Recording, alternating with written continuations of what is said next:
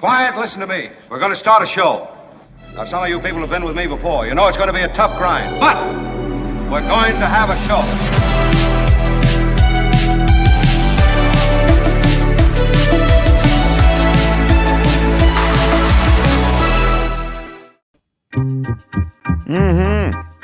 I know. I love it. It's the holiday season. I'm feeling it. Oh, yeah. I had a long conversation. That's the way you want to start the day. I had a long conversation today via chat. What? It's always fun to have a long conversation via chat with American Express, everybody. I love it. There's never been anything like this. Yeah, it was terrific. It was a great way to kind of usher in the holidays. There's a reason that this place is fun. Yeah, I was in a pretty bad mood for most of the morning, I'll be honest with you. And you're typing on that phone in the chat, and the angrier you get, but you don't want to be super angry with the person because you don't want to lose them, So it's a lot like this show, come to think of it. I'm just saying. Kim, welcome. Kim, how are you? And Albert the Commish is back today. Albert, thank you. Yeah. Commish, I'll get your thoughts on the Niners this week. They may be the best team in football, or they may be losing to the best team in football. It'll be they're actually favored. We're playing against the Eagles, and that's kind of surprising. That is quite surprising. Please tell me more. The Niners are favored by how much, Albert? I have not looked at the game. 2.5.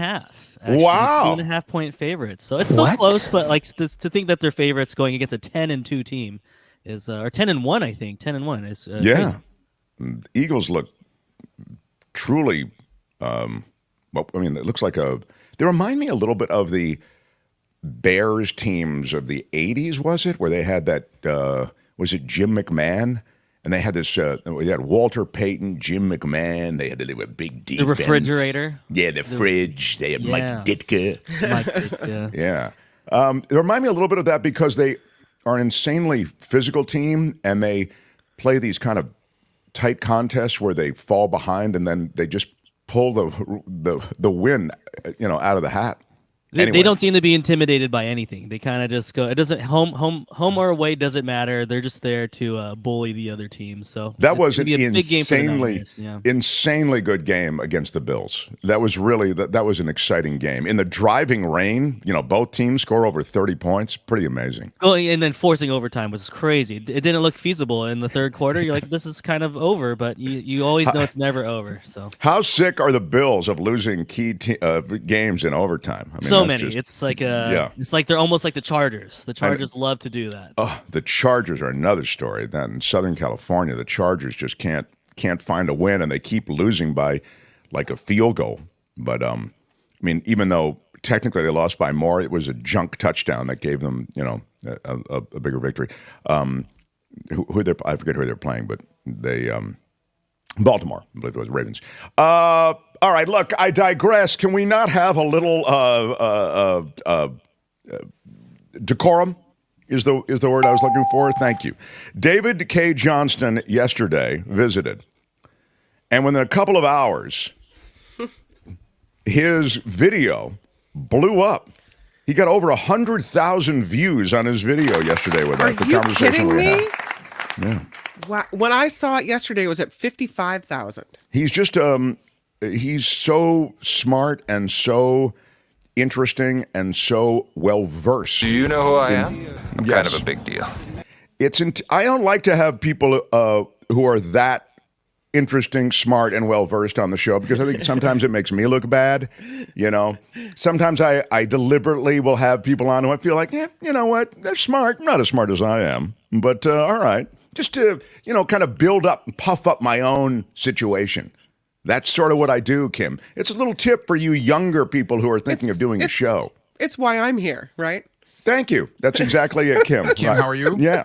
So I am really excited about how well David K. Johnston's doing, but we have a more major announcement, I'm told, that I would like to... A major announcement from the Mark Thompson Show. A major announcement. And I don't mean to peacock at all. I did not even acknowledge the fact that we had passed 16,000 subscribers, or subs, as they say in the YouTube universe.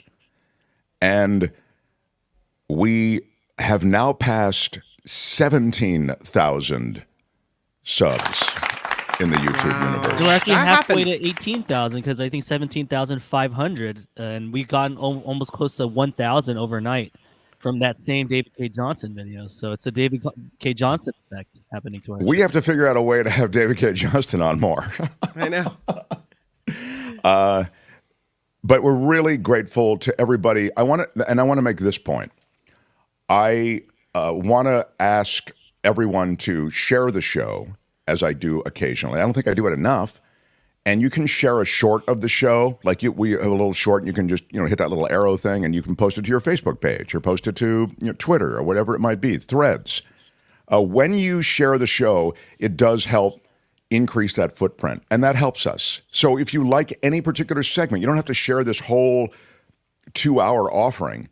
We break it into videos, and those videos can be shared as everything can be shared. When you share it, it helps grow the show, and it costs you nothing. So thank you, everyone who has done that, because I believe underpinning a lot of our growth is people becoming aware of certain conversations and certain people who come in on certain issues and are really a great part of the conversation that we have here every day. And today is no different. But that's the major announcement, that David K. Johnston's video just was off the charts, and that we have now 17,500 subs on our way to 18,000 subs on this show. This has been a major announcement. Okay, thank you. From the Mark Thompson Show. Yes. Major announcement. Now, today, speaking of people who have big followings, I always say we exploit this guy. I'm really using him. At the bottom of this hour, the great John Rothmann. He's a great mind on politics, on history, on the American presidency, on the Middle East. And we'll get into many of those very same issues as we continue. That will be later in this hour. Also, big story for the commissioner, big story out of Dallas. I'll get to that. It involves a lot of money. And we do have a little bit of law and disorder today as well, and a huge controversy in San Francisco. And it's not about homelessness or needles on the street or fentanyl, or it's not about any of those things. But it does involve a tech bro. And there's a pretty big story out of San Francisco, and you may understand how it all falls into place when we get to it. So all of that working. Commish, are we in place? Are you ready to go? We're You're ready. strapped in? All right, let's get going. The Mark Thompson Show. The big story, I think it's a fairly big story, and I suppose it is Middle East adjacent, is the hacking of a U.S. water system, or the at least suspected hack of a U.S. water system. I've said for years that our infrastructure in this country, in addition to being dilapidated, and that's why I give Biden credit for having actually gotten an infrastructure bill passed. I understand it wasn't perfect in many ways, but everybody talks about getting an infrastructure bill through. Trump talked about it. In fact, I thought Trump, his one great first act was with all that political capital that he came to the presidency with. Even though he was a hated guy, he came in with a lot of political currency. I thought he could get an infrastructure bill through because, he kept repping himself as a builder and all this other stuff. And in so doing, I thought he could burnish the Trump name as a guy who, hey, wow, he came to power and he really did something great for the country. Instead, what was the thing he did? Tax cuts. And they never, ever got an infrastructure bill passed. He talked about health care, infrastructure, never did anything on all that. So anyway, come Biden, infrastructure was addressed. But I've always felt as though, and I think you'd likely agree if you look at everything from railroads to water systems to bridges, you see aging infrastructure, and you also see something else. You see vulnerable infrastructure. The U.S. has vulnerable infrastructure. And to be fair, generally speaking, infrastructure is vulnerable worldwide. But we're a wealthy country, and there should be ways to protect things like water systems. But what these hackers do is motivated by terrorism / politics, whatever. They look for soft spots in the overall infrastructure of a country like America. And they might find a soft spot or two or many. They're all over the place, the soft Exactly. spots. Yeah. There are many. Right. So here's what happened. Albert, go ahead, roll a little bit from ABC. Tonight, evidence that hackers with ties to Iran may be testing the American infrastructure for vulnerabilities. Officials at a small water utility site in Pennsylvania, just outside of Pittsburgh, noticed Friday night that a computer that helps control water pressure for 2 townships was malfunctioning. When they rebooted the system, this ominous message, highlighted in red, appeared on the screen, saying, "You have been hacked." One strategy used by hacking groups is to start small, target a vulnerable location, and then use that to conduct additional cyber attacks in the future. The group claiming responsibility called themselves Cyber Avengers, saying they were attacking because the water utility used equipment made in Israel. It's mind-blowing. I would have never, in a million years, would have never thought that we could be involved in that. Utility He's never Have you ever seen anything like He's never seen anything like There is nothing in our history that Albert. quite compares. No, We've never seen anything like it before. Nobody has ever put something like this. There's never been anything like this. I'm sorry, Albert. Go back. But it is interesting how there's never been anything like it. Blowing. I would have never, in a million years, would have never thought that we could be involved in that. Utility officials say the hack did not impact the main computer network, and at no time was water quality or supply at risk. But tonight, ABC News obtaining this bulletin from state and federal officials warning that this form of attack has the potential to target any critical infrastructure in our area. David, tonight, those Iranian-backed hackers are warning that any American utility using Israeli products is fair game and could be targeted. Yeah. Well, I mean, it's interesting that they take credit for the attack, but what is clear is that I think we're vulnerable in many places. And of course, these smaller communities and municipalities are particularly vulnerable. There just isn't the money, there's not the tax base to support the kind of security that you'd need over many of these systems. So we watch that, I think, and as one thing you get is, Iran is truly a nest of terrorism, and there's a lot of money supporting various terrorist activities. But this is also a low-cost kind of terrorism. You don't need suicide vests, you don't need bombs, you just need hackers, right? Put them in a room and they can do their thing. They can even do it from home. So work from home. Excellent. Exactly. It's a work from home gig. So far, I think they said it's in single digits, so under 10, right? But that's water supply that people can't get to, that people don't have, maybe now as much confidence in as they did after it's not as safe as it was. So I think that's a big deal. I mean, the electric grid, the water supply, in huge reservoirs that, can be pierced. I mean, the security there can be pierced. I think it's a tremendous concern. So, and as I say, these foreign hackers, I don't know how you go after them. They come out of Iran. I mean, Iran ain't going to help you find them, right? Iran is essentially, as I've just suggested, underwriting it. So it's a situation to be watched and certainly one of concern. So, The Mark Thompson Show. In her new book, Liz Cheney, the former congressperson, paints a scathing portrait of the GOP, condemns her former colleagues as enablers, collaborators. After the 2020 election, she says they were willing to violate their oath to the Constitution out of political expediency and loyalty to Donald Trump. Expediency is a ding word. The book is called Oath and Honor, and the little bits are leaking out just like little bits and pieces leak out of a House investigation. And in the book, she calls the GOP cowards. And she calls Donald Trump the most dangerous man ever to inhabit the Oval Office. Don't talk to me that way. Cheney delivers a particularly devastating takedown of former House Speaker Kevin McCarthy, who she says told her that Trump knew he'd lost the election. Cheney's also critical of McCarthy's successor, House Speaker Mike Johnson, who appeared especially susceptible to flattery from Trump and aspired to being anywhere in Trump's orbit, she writes.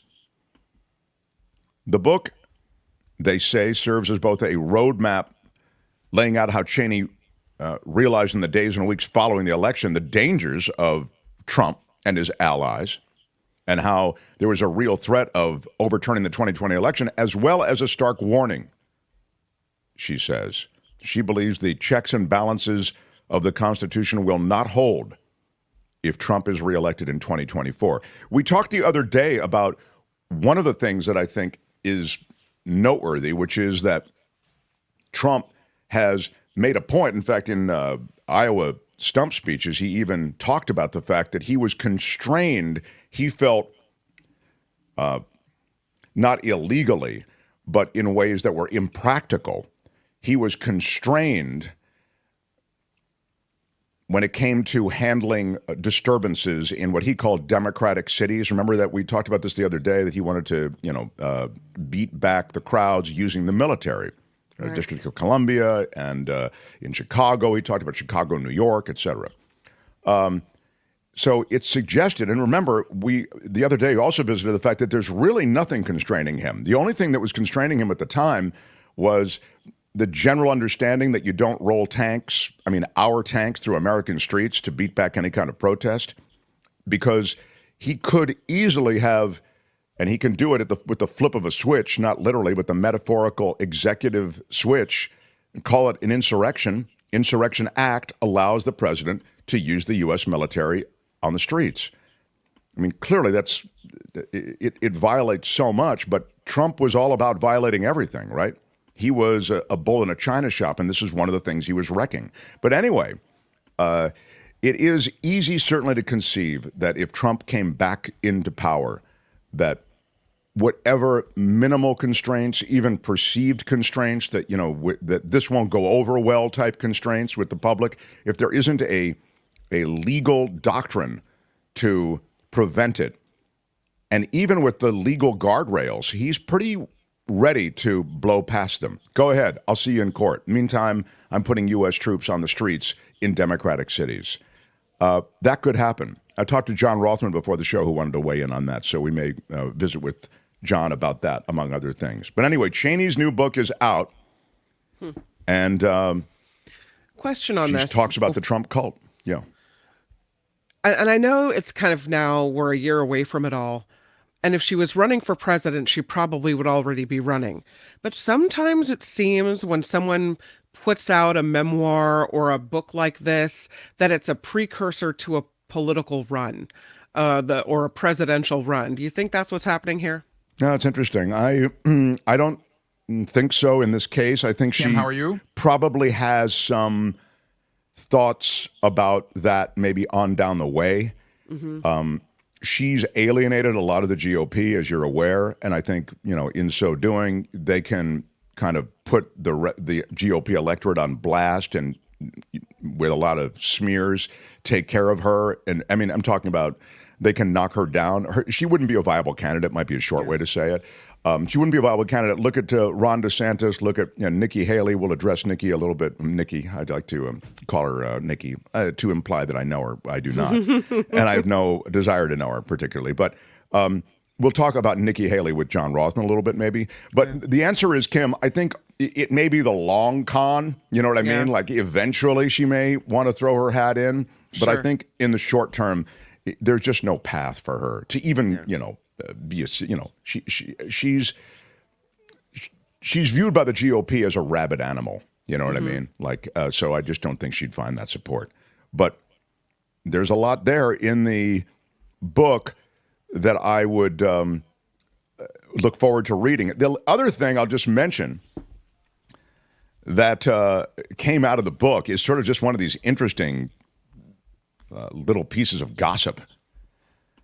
Cheney accuses House Speaker McCarthy at the time of repeatedly lying and choosing the craven, as she put it, the craven path of embracing Trump. But here's the gossipy part. She recounts the moment she first found out that McCarthy, fearing he had lost his ability to fundraise, secretly went to visit Trump at Mar-a-Lago just 3 weeks after the January 6th attack. At first, Cheney thought the photo of the two men smiling and shaking hands was fake. But she was incredulous at McCarthy's incredulous is a ding word. Yes, I'm very unhappy with everything I've heard today on your show. No, the ding word, please. That's what I was looking for. All right, never mind. It's all, my machine is thank you. She was incredulous at McCarthy's defense of his visit to Mar-a-Lago. He claimed that Trump's staff summoned him to Mar-a-Lago. Mar-a-Lago? What the hell, Kevin? Cheney asked. McCarthy said, they're really worried. Trump's not eating, so they asked me to come see him. What, she said? You went to Mar-a-Lago because Trump's not eating? Yeah, he's really depressed, McCarthy said. Yeah. Cheney reveals that other Republicans were so angry and disgusted at McCarthy's visit to Trump, she writes, quote, some mocked him, circulating the Trump-McCarthy photo along with the clip from the movie Jerry Maguire, where Tom Cruise tells Renee Zellweger, you complete me. You complete me. So there you have it. I mean, look, McCarthy is a spineless joke, and it's good to see him called out as such by Liz Cheney. But how close we came, how close we came and how close we continue to come to an autocrat taking charge. Wow. What I didn't realize about all that I've read in excerpts from her book is apparently after Trump lost the election, there was this kind of mass, I don't know, you could say excommunication of him from the Republican Party underway, right? People were trying to backpedal and distance themselves from him. And when McCarthy went to Mar-a-Lago and posted pictures of himself with Trump, apparently that brought him back into the fold. So one could argue then we have McCarthy to thank for what's going on right now and the risk of him trying to get back in to ruin America a second time. No, I think that there are good arguments to be made that way. I mean, the one thing that you can say about the Republican Party is they just, they were spineless, and they continue to be. The naked aspects of political expediency, they really are on display in America right now. You just want to fundraise. That's the reason McCarthy went to Mar-a-Lago. And he was worried about his fundraising being cut off. Mm-hmm. And you want to achieve and maintain power. That's really all that's important. And I think increasingly, they're not even particularly impressed with the need to pass legislation. Look, they can't pass a budget. We'll talk to John Rothmann about this. But we may be about 6 weeks away from not having a budget again. So I think you're right. I think they're concerned with their own personal political brand increasingly. Quickly in the comments, first of all, a shout out to Harry Magnan, Big shout out. Who right out of the chute today threw us a $5. Let's get things started. It's Wednesday, and I'm ready for my martini. Exactly. A morning martini sounds so good. And Kelly, big shout out for a buck. Thank you. Oh, thank you, Kelly. On the notion of Trump not eating, and for that reason, McCarthy being sent, pleading, the staff was at Mar-a-Lago with Kevin McCarthy to come down and talk to the boss, get him to start eating again. Harry says, not eating? Did the local McD's close? I get it. Jim Slayton says, not eating, hence the svelte 230 pounds. There you go. Yes, very well done. He can afford to skip meals, says shadow producer Calvin Wong, for a month. Square says, wait a minute, not eating? Did they run out of ketchup? There you go. I love it. I love it when people play the home game. It's always fun. The Mark Thompson Show. All right, everyone. I do want to acknowledge all of you who have smashed the like button like a boss. It's easy. You hit us with a thumbs up, and it helps us in the it with your iron rod algorithms of YouTube. By the way, Kamish, there was a comment about from Becky, I believe. Amazing Kings game last night. Love that wasted challenge. Why wouldn't Curry tell his coach, yep, I kicked out? LOL. Light the beam, folks. Talk to me, Commish. What is she referring to? Obviously, Becky is a Sacramento Kings fan, so she hasn't really won a title in a while. It was a Albert. Thank you. So it was. The It was a rough game. Commish is trash talking one of our viewers. Wow. Why are you Okay, yelling? no beams will be lit up this year. I don't think they're going to win the title. So, it was a classic Warriors game last night. Just a whole bunch of turnovers, a lot of them shooting themselves in the foot, and it was probably the worst loss of the season so far. And there's been a lot of bad losses this year, so very unfortunate. Yeah, Becky, you and Albert sound Love like you, you're gonna it's the love and the rough camaraderie of family. So, love that. All right, Kim's News and the great Rothmann joins us, and I do have a question for him also about the coming debate between Ron DeSantis and Gavin Newsom. We'll get into all of that as we continue. Mark Thompson Show. The Mark Thompson Show.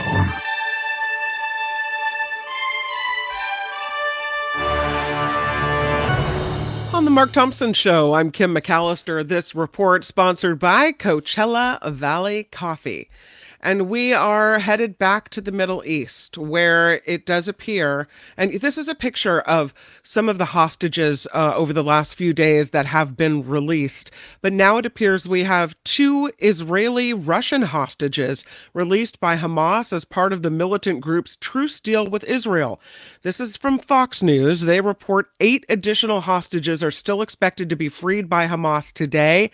This comes as a temporary ceasefire between the two sides is set to expire today. So we'll see if they can make it last longer.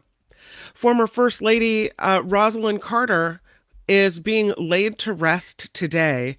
She was laid to rest in her hometown of Plains, Georgia. A private funeral was held this morning at Marantha Baptist Church. A procession to the family home followed, where Mrs. Carter will be buried. Yesterday, a public service in Atlanta brought dignitaries to pay their respects, including President Joe Biden and all 4 living former First Ladies. Rosalind Carter died earlier this month at the age of 96.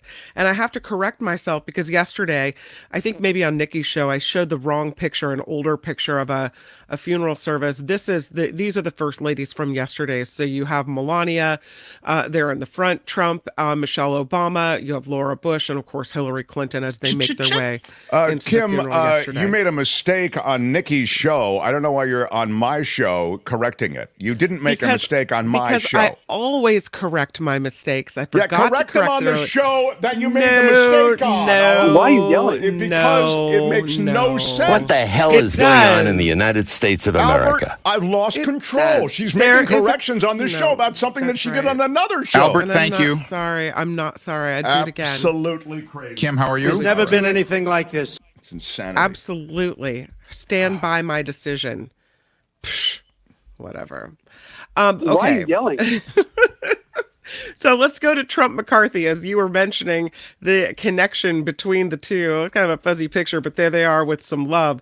Former House Speaker Kevin McCarthy says he doesn't criticize Donald Trump on TV because it drives the former president crazy. That's what McCarthy said during an interview with the New York Times. McCarthy added that he doesn't think it's right to criticize Trump publicly. He commented on Trump's bid for the presidency, saying his campaign should focus on more optimistic messages rather than revenge. He did say Trump is the Republicans' best chance to beat President Biden in 2024.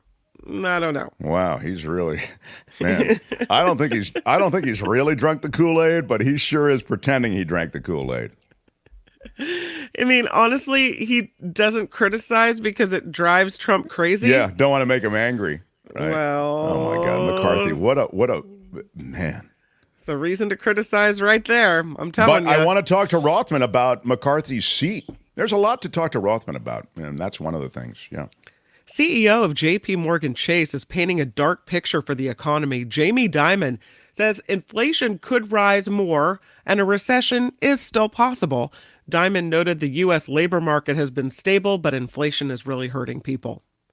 Senate Majority Leader Chuck Schumer says he feels compelled to speak on anti-Semitism as America's highest-ranking Jewish official. Schumer took to the Senate floor to address the rise of anti-Semitism in the U.S. and around the world since Hamas's October 7th attack against Israel. He pointed out extreme rhetoric against Israel, leading to attacks on people just because they are Jewish. What the National Oceanic and Atmospheric Administration is calling an above-normal Atlantic hurricane season is coming to an end on Thursday. The agency said this year's 20 named storms are the fourth highest since 1950. 7 storms were hurricanes, 3 Category 3 or higher. There is a mother in Texas, y'all going back to Texas, has been kicked off a school district's sex education panel after it was discovered she's been convicted twice for prostitution. Wow. Y'all can all go to hell, and I'm going back to Texas. I mean, isn't that who you want on the sex ed panel? Someone who knows about sex? Somebody is an expert. Iron rod. Somebody's got intimate knowledge. It's come to our attention that you're a former prostitute. Yeah, and so... Well, I so mean, I know a little more about sex than you do, pal. Exactly. Yeah. Right. Ashley Ketcherside was convicted in 2012 and in 2016 in Fort Worth. Ketcherside also reportedly advertised herself on the internet as a true girl next door. I love it. We could try ignoring it, sir. Yeah, man. This while she served on the school's health advisory council for the Godly Independent School District. She also reported to have led a local cheerleading group and volunteered on several district panels. Sure. Okay. She's participating right now. in It's the mating community. season, and they're hungry. Ketcherside's escort gig was discovered by parents after she was unable to provide details on multiple businesses that she claimed to own. Oh my God. I know. Wow. I mean, can you not have an escort business and Yeah, also what's happened? The girl next door. Next door to what? Says John. Exactly. Why aren't my next door neighbors as hot and ready to rumble? Lastly, a rare goose has been captured in Los Angeles 6,000 miles away from its natural habitat. Wildlife officials say the tundra bean goose was hanging around a park on the city's south side. It's native to Siberia. Residents in South Los Angeles say it had been hanging around Magic Johnson Park. Months ago, the same bird was spotted in Lancaster. The goose was transported to a wildlife care center where doctors discovered it had been shot with a BB, and there was healed bone fracture there. It's very rare for one of these goose species to venture into the lower 48 states. There have only been a dozen recorded sightings. So this is this goose is far, far, far from home. This report is sponsored by Coachella Valley Coffee. At CoachellaValleyCoffee.com, you can find all the coffees and the teas that Coachella Valley Coffee offers. And I will tell you that I'm doing the 13 days of tea. Oh, that's right. And today is You're day trying 11. Tell everybody what that is. That's like you're trying a different... This is the iced tea I have today, and today's is jasmine. And it's a different one every day is the point. Mm-hmm. And... jasmine is delicious. And it smells really, really good. Wow. Another thumb of approval, thumbs up for the jasmine tea at What can you Coachella tell us Valley about Coffee the and theme? Tea. The jasmine tea is good, Larry, in addition to all the Coachella Valley coffee offerings. I mean, if it wasn't good, I would tell you. I would say the Earl Grey I have as iced tea. I had as iced tea on day one. That's going to be better as a hot tea. It's still I good, love but that. better That's as a my hot tea. favorite tea. I haven't tried every Earl one the way delicious. you have, but yeah. Yeah. Yesterday I had Moroccan mint. Amazing. Rockin' the Moroccan. That's right. And today we have the jasmine. Oh, so good. Yeah. You can get your 10% off. I know. It's good. At CoachellaValleyCoffee.com. Sure. Check it out. You know, I'm going to give some of these teas I've ordered as stocking stuffers for my mom and sister. So if you find a good one that you really like, then I think it's a great idea, and you get 10% off, which in most cases takes care of, a little extra off for you. So it's a great holiday discount. You enter Mark T at checkout and get your discount, and off you go. I'm Kim McAllister. This is The Mark Thompson Show. They had to close down an entire radio station to silence him. And now, he's here. Ladies and gentlemen, Mark Thompson.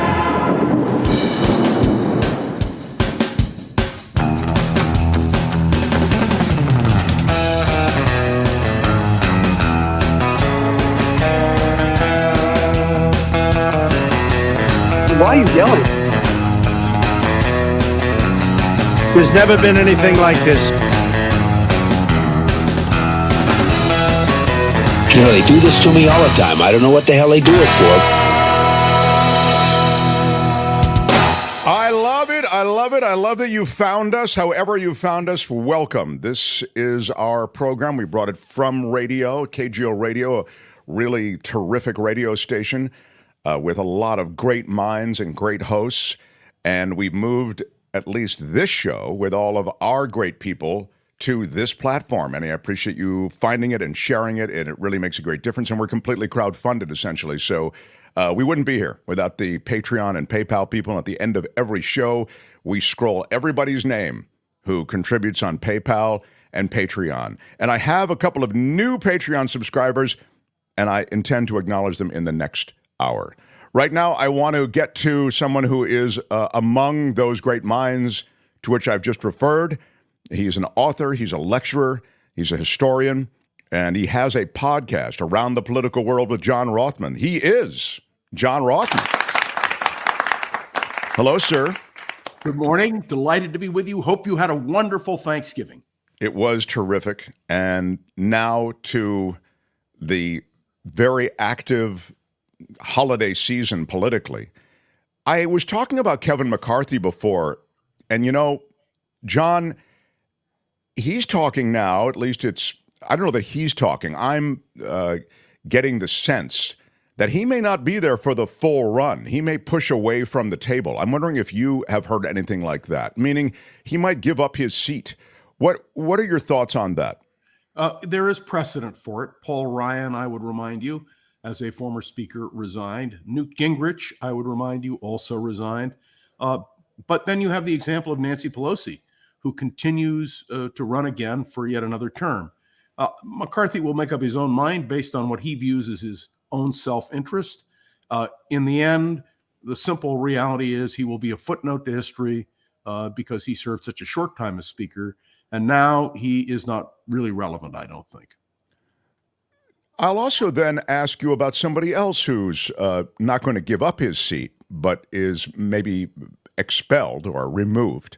Any minute now. And that's George Santos. Now, before, I know that that's the conventional wisdom is that he'll be thrown out. I mean, certainly, you're looking at taking the credit card numbers of donors and using them for your, for OnlyFans sites and Botox. I mean, it's crazy what this guy was doing. And again, these are all accusations, but man, there are a lot of accusations. I mean, it's more than could, stuff any stocking at Christmas time. So my thought on him, though, that goes against conventional wisdom, maybe, is that I don't see if you're the GOP why you would remove him. You have a thin majority to begin with. Why would you get rid of another seat? The House Ethics Committee report. I don't know if you've read it. It's absolutely devastating. And the Republicans don't want to carry the burden of putting up with real corruption. So it is entirely likely. I understand they have about 150 Republicans prepared to join with Democrats, and Santos will almost certainly be one of the few in American history to be expelled from Congress. So then what happens with that seat, John Rothmann? It opens up, and there will be a special election. I want to remind people, when you leave the House of Representatives, there's a special election. It's not like the Senate where the governor can appoint somebody. There is a special election called, and that most assuredly is what will happen. The special election then would likely be won by, and it would happen quickly, as you say, would be won by a Democrat, wouldn't it? Very likely. The polls indicate it is a generally Democrat-leaning district, so I would expect the Democratic Party will pick up a seat, and that is of concern. But the Republicans had a choice, and the choice was very clear. They could defend George Santos and go down defending him when, in fact, there is no defense. There's some things you can't do. One can only hope that they will apply the same standard to Donald Trump. Well, I mean, that's exactly my point. I mean, you have a party here that was, presented clear evidence of the insurrectionist nature of the last president who was leader of their party. And they didn't respond to that evidence with any kind of vote to remove him or to. So I get to Santos. I just wonder how House Ethics Committee report or not, how they remove him. All of a sudden, you're saying he just doesn't have the political They gravitas. have no choice. His own Republican Party in his own district want him out. They want him removed. I mean, everything is against him. But I have to tell you that Sanders has already announced he won't run for re-election. So, they'll have an earlier election. The Republicans will do everything they can to capture the seat. And it'll just be a fun time. I think that election, by the way, has to be held within 90 days. I could be wrong. That's exactly right. No, 90 days is right. That's right. Yeah. That's why I asked you about it, because sort of like, would you mind calling my wife and telling her I'm right? I mean, it would be very all right, go ahead. John, tell me about what's happening with the budget. Isn't it? It's really possible that this Congress can't pass a budget. It's one of the great tragedies because of the stalemate in Congress. But if the Republicans do not agree with the Democrats, we have a real problem. And that, of course, that date is rapidly approaching. I think there will be a budget approved. Neither the Democrats nor the Republicans can afford not to have a budget approved. It will happen. We'll just see all the machinations along the way. And the Speaker of the House, Mr. Johnson, is really on the hot seat because he has been a consistent critic of compromise. But I don't think there's any alternative here. So I anticipate, with all of the problems, that ultimately a budget will be approved. By the way, it'll be stopgap. It will not solve the problem. And, we talk about crowdfunding on your program, which I applaud and support fully. I would suggest to you that the idea the Republicans, the conservative Republicans, had of a penny tax may make a lot of sense. To take 1 penny out of every dollar spent, put it in a lockbox, if you will, to reduce the federal deficit. It makes a lot of sense to me, and we'll see how that moves. Well, then the deficit is run up even higher by GOP presidents. That was crazy, the last administration. And you've got right. this, But, every administration, I mean, I don't single out the Republicans. No, that's not true, John. No, the Republicans, it's an articulated strategy, as you're aware. It's been written about. There's a Wall Street Journal piece from the 70s that talks about it. Of course. Will spend, and they'll and saddle Democrats with huge deficits. I don't dispute that at all. You're absolutely correct. But there are practical realities. The American economy is the engine of the world's economy. We cannot afford to have a downgrade of our credit rating. The dollar is still the currency used when we judge international funding. So, I mean, the Republicans are going to have to make a choice. They can still make a campaign issue of it, but if they go all the way on this thing, we are all going to be the ones to suffer, and the Republicans will be the ones to take the blame. Of course, you're right about that. And I think you're also right about the fact that they're going to make a campaign issue of the budget. I think that's going to be a strategy. Anyway, let's now get to the presidential sweepstakes, because I think the notable thing that happened this week, and we talked about it yesterday on the show, but I'd love to get your thoughts on it, is the very high profile movement of institutional GOP money in the form of Koch brothers money to Nikki Haley. It's a lot of money, and they are following that with, street teams essentially to get the Nikki Haley name and support out there in different states. She trails Trump by so much, John, and Trump is all about small donor money. Give the devil his due. He's captured this cult-like support, and they're sending him dough. But the real GOP institutional big money doesn't like Donald Trump. He's bad for business. And the so Koch brothers go for Nikki Haley. Go ahead. The Kochs have never backed Trump, not in any of his campaigns, not in 2016, not even in 2020. Look, push come to shove, what happens in Iowa is going to be very important. As you know, the leader of the religious groupings has now announced his support for DeSantis. And Nikki Haley took a big hit with that. It would have been good if she'd had that support. I we'll wait and see. But if Trump is able to win in Iowa, and all indications are that he will, and if he then wins in New Hampshire, and again, despite Chris Christie's surge in New Hampshire, and remember, Christie is not a real factor in all of this, if Trump wins there, and then comes South Carolina, and let me tell you, that's for Nikki Haley, Armageddon. Why? Because she is the former governor of South Carolina. She should be the odds-on favorite, but all the polls in South Carolina indicate Donald Trump way ahead. And most of the Republican leadership has already committed to Donald Trump. So for Nikki Haley, there are a lot of hurdles to overcome. And there's one other hurdle, and that is people really exploring her record. Let me tell you, this is a record that is clearly attackable, if you will, from the Democratic point of view. And from the Donald Trump point of view, he's more attuned, he believes, to the Republicans than she is. So this is something we'll just have to see. I hope, I know that in your discussion about Liz Cheney earlier, and I can't wait to read her book, the odds of Liz Cheney running are extremely limited.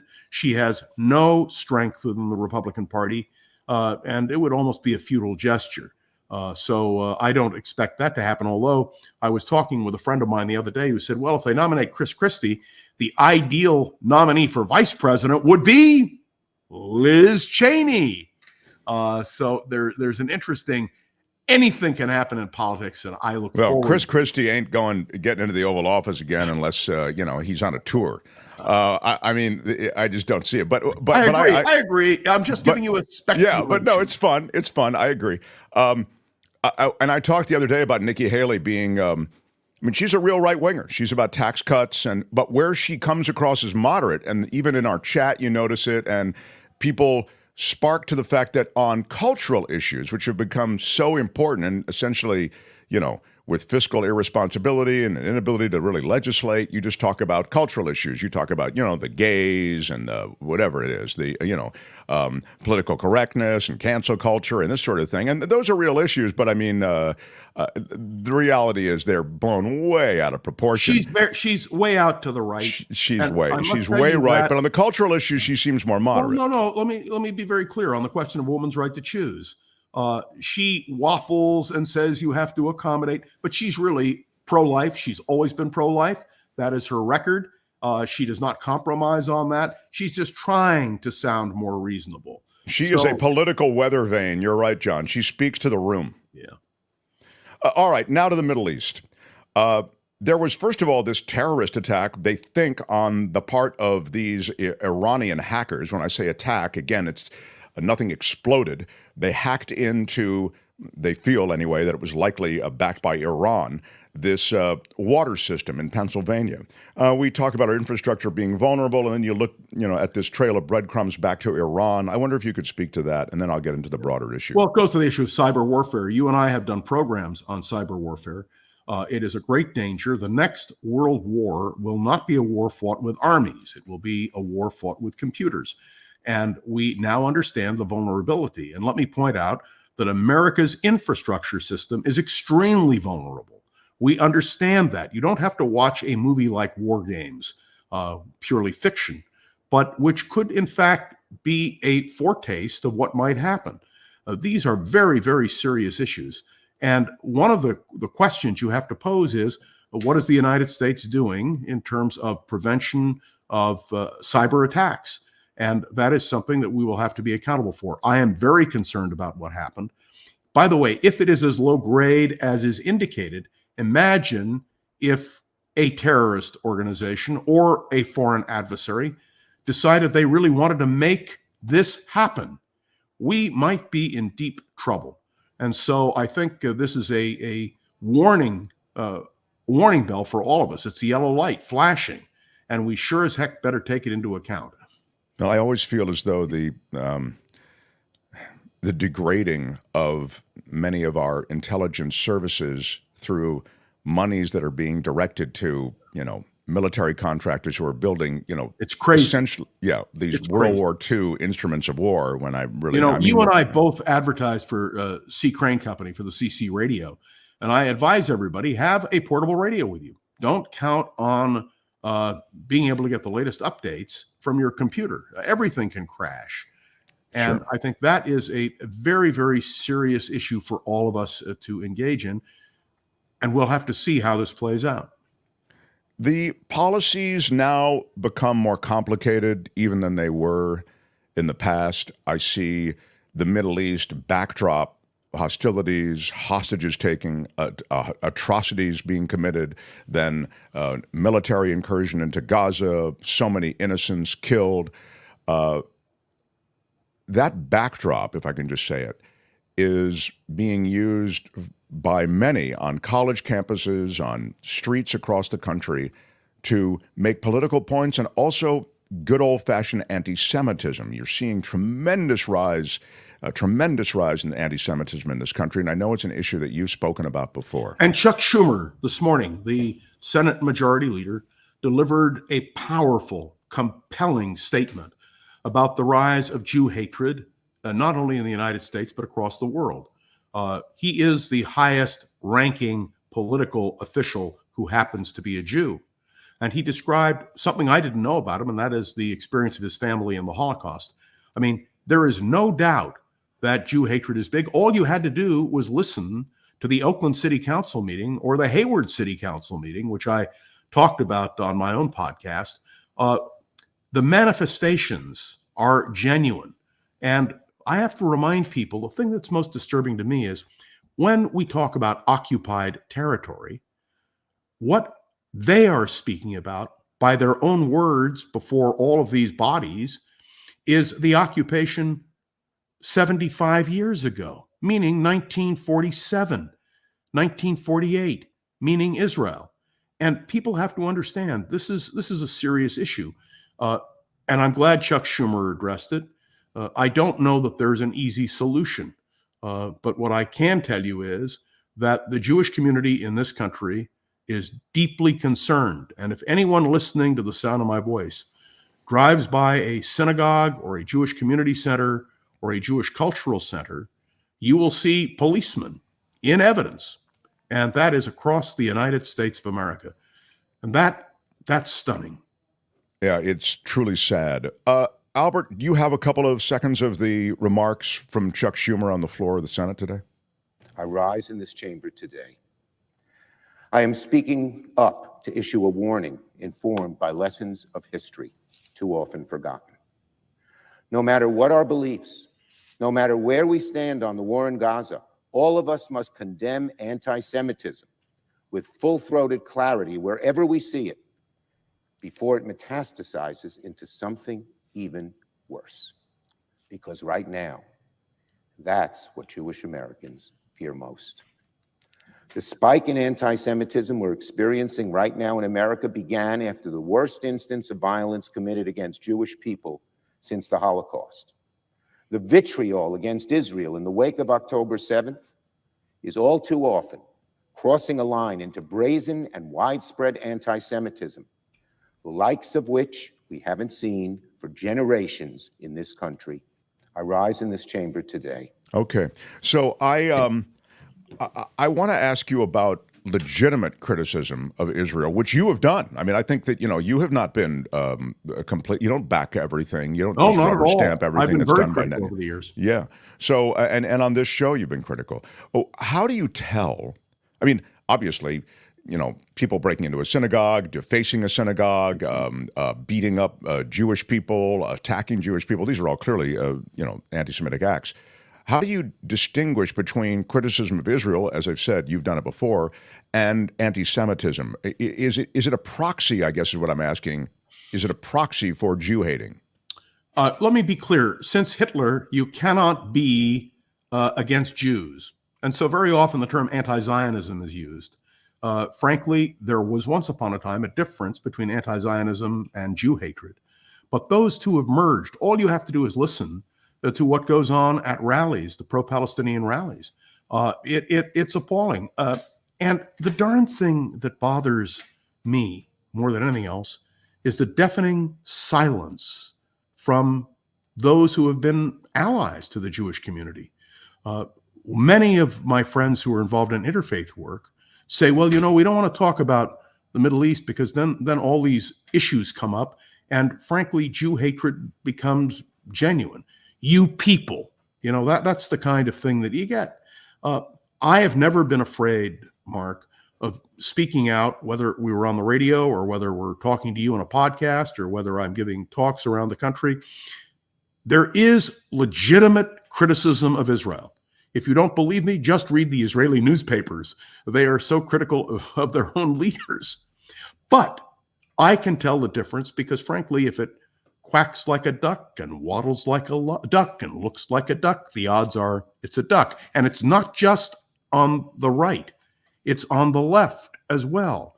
And I want to point out to you, we talk about the squad, and one of the very deep concerns among some about the Democratic Party. Let me remind you, the Republican Party had its Pat Buchanan, its Pete McCloskey, its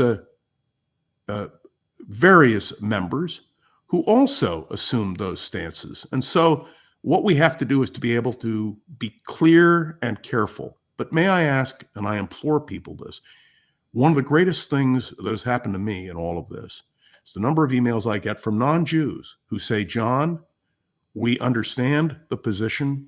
We appreciate your concerns. We stand with you. And I think that's the thing. Many Jews need reassurance from their neighbors that they are welcome. May I be blunt, Mark? We had graffiti just 2 blocks from my house that was horrifying, deeply disturbing. And a neighbor of mine sent me the photos of it, and then I went down and took a look before it was removed. Or if you want to take a look at what happened in Mercer Island, Washington, at the Herzl Synagogue, you can Google it. It's astounding.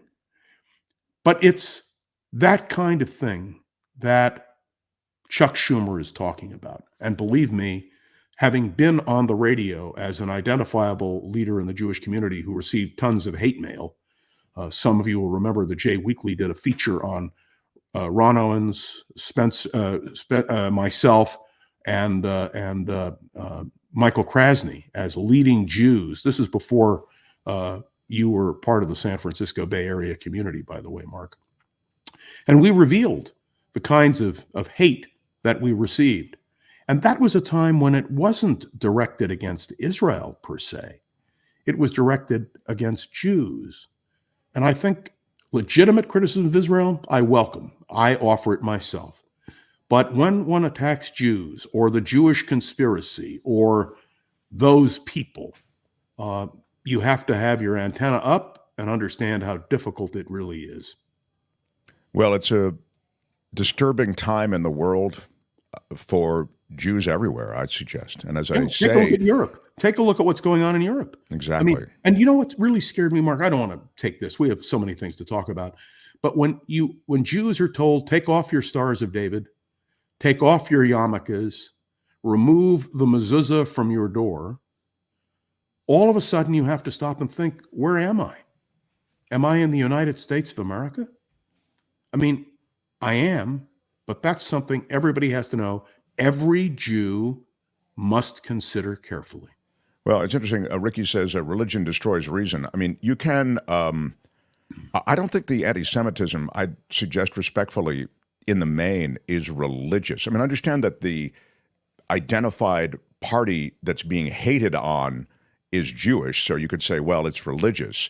But the religion, it's not like another religion against the Jews. If this anti-Semitism seems to be coming from all quarters. I mean, it's You're not right. Yeah, Your analysis is correct, and it comes from the left and it comes from the right, and we need to understand this is a problem, and that's why Chuck Schumer today, standing in the United States Senate, expressing this sentiment, absolutely hit the nail on the head. It is very, very dangerous. And, well, all I can say is we hope that people will see what the danger is and address it in their communities. Indeed. He is the great John Rothmann. You can find him on the podcast that is daily, Monday through Friday, called Around the Political World with John Rothmann. John, we love our time with you.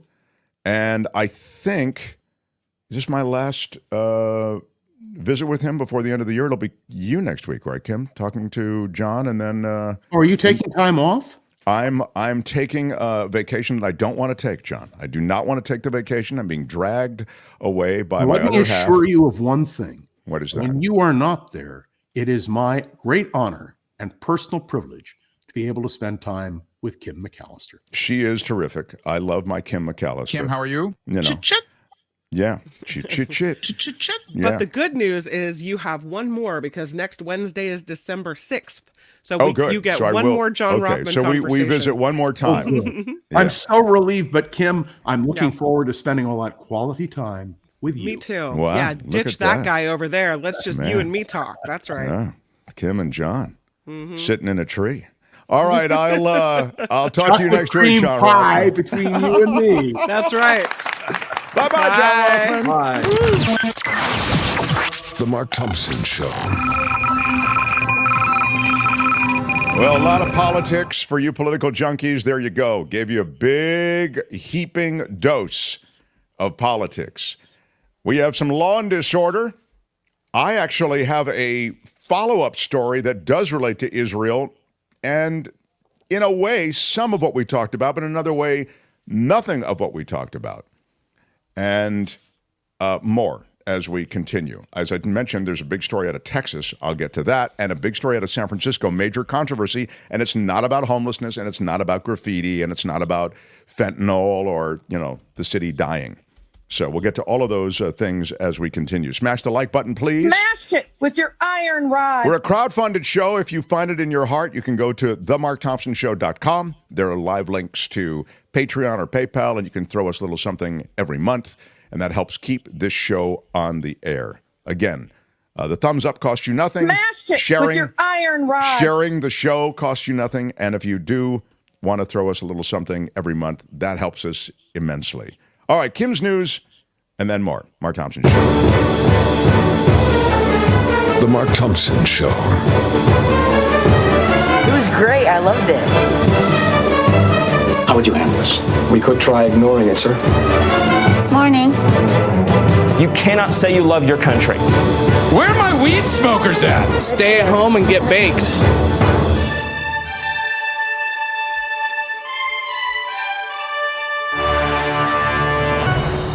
On the Mark Thompson Show, I'm Kim McAllister. This report is sponsored by Tenuta Vineyards in Livermore.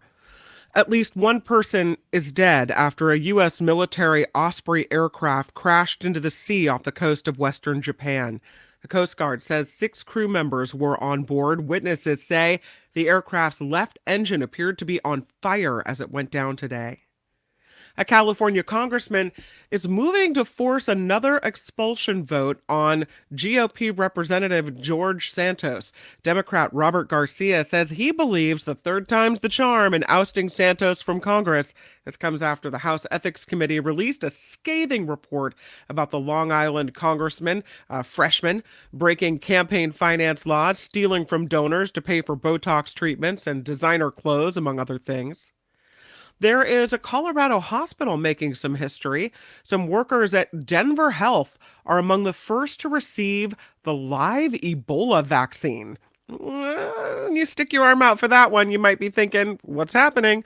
There are no known outbreaks of the deadly disease right now, but officials say this is a way to prepare. So they're doing that in Colorado. National Park Service officials say the lighting of the national Christmas tree will go on tomorrow. The tree fell over yesterday afternoon after strong winds blew through President's Park near the White House. The Park Service was assessing damage to lights and decorations last night. Pretty big shakeup happening in the top 4 of the latest college football playoff rankings. Georgia remains the top overall ranked team in the nation. Michigan, Washington, and Florida State each moved up one spot to round out the top 4, all 4 schools undefeated. There is a sewage spill in Laguna Beach, prompting the closure of a large section of shoreline. According to Orange County officials, the beach stretching from Laguna Avenue to Blue Lagoon is closed until further notice. Nearly 95,000 gallons of sewage spewed from a broken main sewer line. The water at the beach off limits until test samples show that it's safe for recreation once again. NBA player Josh Giddey is not commenting right now about allegations that he had an inappropriate relationship with an underage girl. Newport Beach police continue to investigate claims that the 21-year-old Oklahoma Thunder guard was seen on Thanksgiving with this girl, who's a junior in high school. Pictures of the two were posted online. They've since been removed. Giddey was asked about this situation, and he said he had no comment. During last night's basketball game in Minnesota, he was booed by fans whenever he touched the ball. According to TMZ, the girl seen in the pictures, as well as her family, refusing to cooperate with investigators on this one as well. The world's largest firefighting helicopters are ready for duty in 3 Southern California counties. Los Angeles, Orange, and Ventura counties each have a CH-47 Chinook helitanker ready to fight wildfires. It can drop 3,000 gallons of water or retardant on a fire day or night and then refill its tanks in under 90 seconds. The Los Angeles County Fire Department calling the CH-47 a total and complete game changer, something that we need here in California. There is a Northern California father accused of allowing his 16-year-old daughter to sell nude photos online. The El Dorado County Sheriff's Office believes the man also profited from the sale of those photos during a months-long investigation. Officials say this teen sold $40,000 worth of pictures on social media platforms where she has a large following. This month, detectives served a search warrant. They arrested the father. He is now facing several charges as well. So, yuck. And this is it. Let me just. This is interesting though from a legal standpoint. Mm-hmm. She had a. Essentially an OnlyFans or whatever it was, something like that, right? Where people are sending money and she's getting money being naked. And the father is approving of it. He's also skimming or taking a piece of whatever she's making. I mean, the whole thing is loathsome, I suppose, or gives me the creeps. Mm-hmm. But is a law being broken there? I would think so. First of all, you as an adult, you're not allowed legally to participate in the taking or profiting of pictures of people that are underage and vulnerable she's underage, positions. Right? Sorry, of course you're right. How old is she? 17. Clicked off the story. She's a teenager. Okay. Yeah. Well, then that does it. Yeah. I mean, morally, you could argue that a father is supposed to protect their child from such things, right? But legally, you can't profit from that or aid in the distribution of that or and it screws with the kid's head and all that stuff. I mean, I'm not condoning it at all. In fact, it's absolutely it gives me the creeps. But I just was curious as to, but you're right. Minor just makes it open and shut. Yeah. Lastly, something interesting going on in New Jersey. They got a sense of humor over there. New Jersey's humorous holiday traffic signs are being resurrected for the season. In the past, the neon signs said things like, "Only Rudolph should be lit, drive high, get a DWI." That certainly caught drivers' attention. It also caught the attention of the Federal Highway Administration. It called those signs too distracting and ordered them taken down last year, but now they're up again. The message toned down just a little bit. One sign says, "Reckless drivers are worse than fruitcake." Another says, "Santa's watching, put down the phone." The New Jersey Department of Transportation hopes those slight changes will fly this year. So we'll see how it goes. This report is sponsored by Tenuta Vineyards in Livermore. And I'm telling you, such good wine. And they are so kind. You can find them in Livermore at the Tenuta Winery where they do tastings. You can see the flight of wine pictured here and the beautiful vineyards. You can walk around the property and check it out. It really is pretty. It's beautiful. And they're so terrific, I mean, they're super just nice people. The whole vibe there is amazing. Yeah. You know what I like about it is a more casual winery than, say, a Napa Valley, where some of them get a little hoity-toity. This one's very, you feel comfortable from the moment you walk in. They're kind and friendly and put you right at ease, explain the wines to you, and then you get to participate. So you'll love the wine. And you'll love the discount too, because as a Mark Thompson Show listener, you do get the 10% off. All you have to do is call out to Tenuta Vineyards and say, Smashed it with your iron rod. You say it just right. You get your 10% off at Tenuta Vineyards, Tenuta Winery in Livermore. You can also check out their website at tenutawinery.com. I'm Kim McAllister. This is The Mark Thompson Show. They had to close down an entire radio station to silence him. And now he's here. Ladies and gentlemen, Mark Thompson.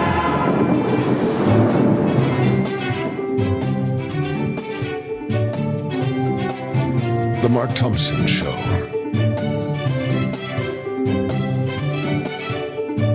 Who's Mark Thompson? Joe Box and Little Anthony. Mo Black's brother, Fat Andy. There's a reason that this place is fun. I'm not gonna cry! I'm not gonna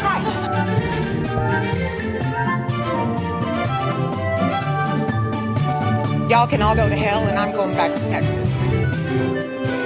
My bad. I'm sorry. And I wanted to apologize to the Asian community, the Asian American community. We've never seen anything like it before. Have you ever seen anything like this? There is nothing in our history that quite compares to this. Nobody has ever put something like this together that I've ever seen. There's never been anything like this.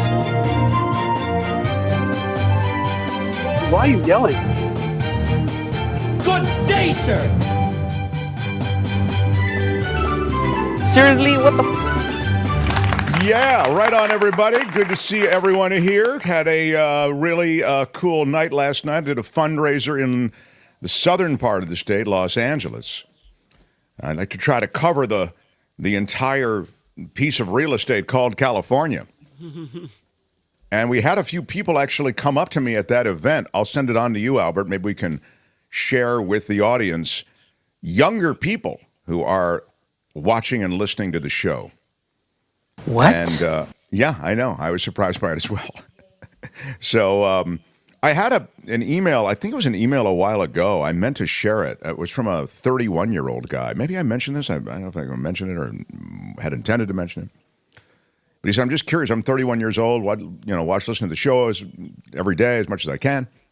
And it feels like I may be in the younger end of the demographic of people who listen. And it's true.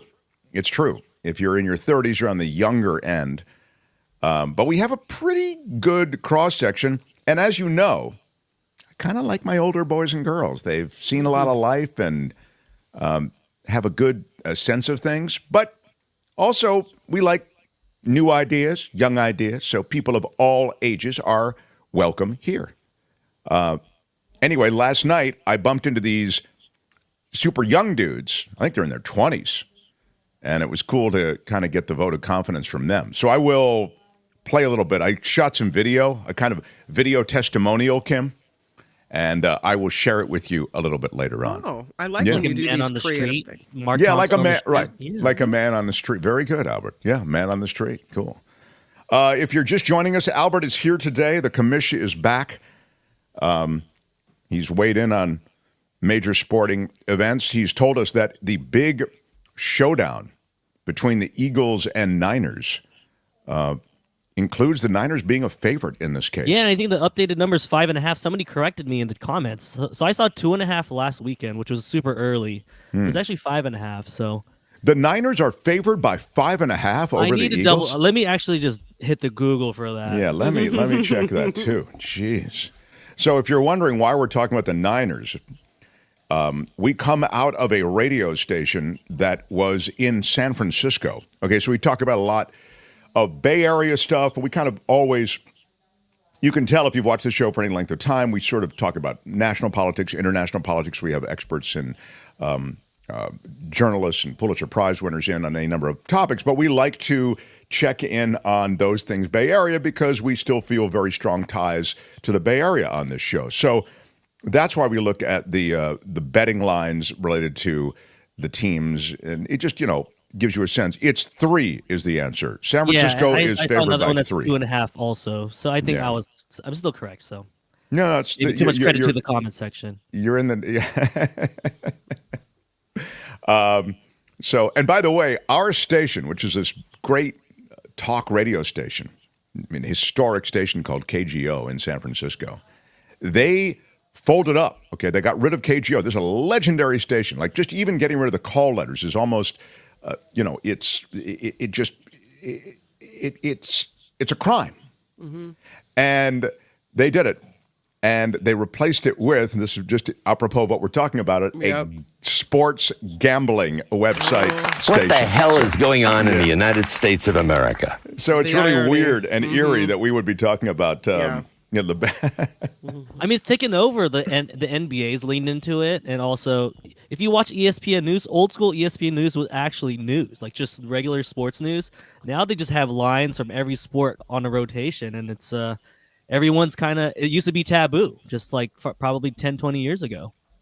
Albert is so right. Albert, thank you. It's one of those things that literally could get you fired if you mentioned on a television broadcast or national radio broadcast. What, sports betting? If sports betting, right. If you mention the line, don't mention what the betting line is. They would always and a lot of the announcers would kind of hint or throw a little Easter eggs that they're actually watching it back then, and now it's just openly talked about.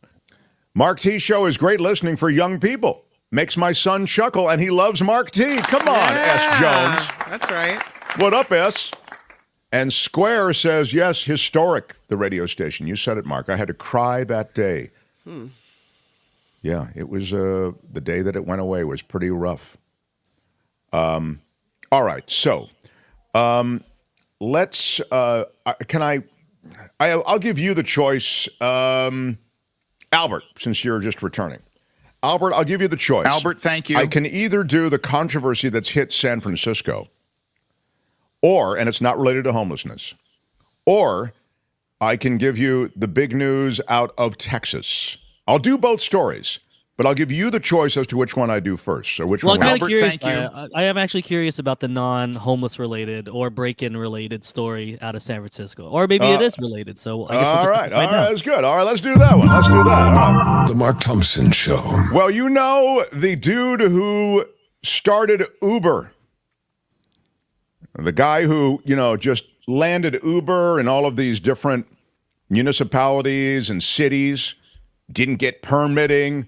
Just established this great idea, which was, hey, we have all of these black cars, the town cars and limos with downtime, right, between fares. What if they were able to monetize that time? What if they were able to make money by picking people up and running other fares, and then they go on to their... That was Uber. Uber was born. And then, of course, they increased it and made it, hey, everybody's got a car. What if we just let everybody become an Uber driver, and et cetera? And we know what happened. There's been a proliferation of... Travis Kalanick? Travis Kalanick. I thought you said traffic. Yeah, Travis Kalanick. Yeah. So now this same startup mogul, who is, let's face it, not everybody's favorite guy because of the way he went into many neighborhoods and, essentially ruined the quiet quality. He was a disruptor. So some people liked him, embraced him, others didn't. And of course, let's leave aside everything going on at Uber, discrimination, sex discrimination, racial discrimination, whatever. But he was a brash startup guy. Well, he's bringing that brashness, and of course he was tossed from Uber, to this ghost kitchen startup world. Now, we've talked about this before. It's been a long time since I talked about ghost kitchens, but ghost kitchens exist throughout the Bay Area, and they exist in many other cities where you'll just see the restaurant and the website and the menu, but then the kitchen, central kitchens, do all the preparation and food. That way you don't need to worry about a brick and mortar and servers and a host and all. You just have the menu and it's ordered, and it's a delivery service in effect. It's a delivery-only restaurant. And there are a bunch of them, and you can do it all through what they call cloud kitchens or ghost kitchens. So this is Travis Kalanick's latest. He has dozens of locations all over the United States, as I mentioned, mostly in major metropolitan areas: LA, Dallas, New York, Chicago, and San Francisco. Well, Bay Area neighborhoods have had enough of Travis Kalanick and the ghost kitchens. Good day, sir. They say this in Oakland and San Francisco. They say the cloud kitchens and their delivery drivers are harassing them now. They're hoarding parking spaces and generally causing nuisances in various neighborhoods. Does that sound familiar? Mm-hmm. Quote, "It's so crowded with cars that you can't get down our street during lunch or evening rush." This is someone who owns a business in San Francisco's Apparel City neighborhood. There's not enough parking, so their kitchen people park in our spots. Then all the delivery drivers, they block us in. Why are you yelling? The drivers curse and threaten to fight residents and fight people who work in the neighborhood. Attempts to work with cloud kitchens to resolve the issue have gone nowhere. It's gotten scary, said one resident. Travis Kalanick bought this company in 2018, and in 2019, the Sovereign Wealth Fund out of Saudi Arabia, they poured money into it, $400 million into these cloud kitchens. Lately, the business has struggled, apparently. Kalanick aggressively bought real estate for cloud kitchens, but according to the Financial Times, reported that only half of the company's space is in use. Resident of San Francisco and another in Oakland complained. Here's the guy in Oakland. He said that delivery drivers create dangerous conditions for bicycle riders, including children riding their bikes to school. Quote, "The double parking, both by delivery drivers and from food wholesaler trucks, forces cyclists out into the traffic lane. And that creates blind spots for cyclists and motorists alike." The ghost kitchen, called Oakland Food Hall in the city's Jingletown neighborhood, was the subject of similar complaints. But it resolved those issues with neighbors by redirecting delivery drivers to a parking lot on its property. But of course, the cloud kitchens facilities, they don't have parking lots, right? That's the whole game. There are no parking lots. There's no brick and mortar. They just set up a kitchen and a delivery. That's all you need. This is going to become a very big problem as it continues. So that's the latest controversy out of San Francisco. It's not about homelessness. It's not about crime. It's about residents who've had enough of the double parking and these ghost kitchen delivery drivers harassing and threatening them. To be continued. The Mark Thompson Show. And now out of the world of Dallas and Mark Cuban. Mark Cuban is selling his team, the Dallas Mavericks. Does everybody know how much it's selling for? Kim, do you know? I don't know how much, but he's selling his controlling interest, right? So there are other owners. He's selling the right? majority stake. Yeah, That's okay. right. Kim is exactly right. Yeah. He's selling the majority stake in the Dallas Mavericks. How much does he own? A majority stake, so 50-something percent? Yeah, 50-something percent. It has been sold. How much, Kim? Take a crack at how much this professional sports franchise actually went for if you want controlling interest. $200 million. That's cute. $200 million. That's like a rounding error. $200 million. Is that it?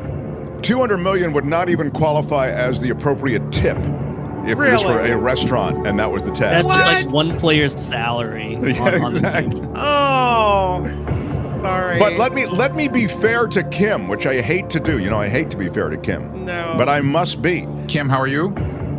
He bought the team for $285 million. So you're not far off. Back in 2000, the year 2000, he bought the team for $285,000. What did he sell the team for?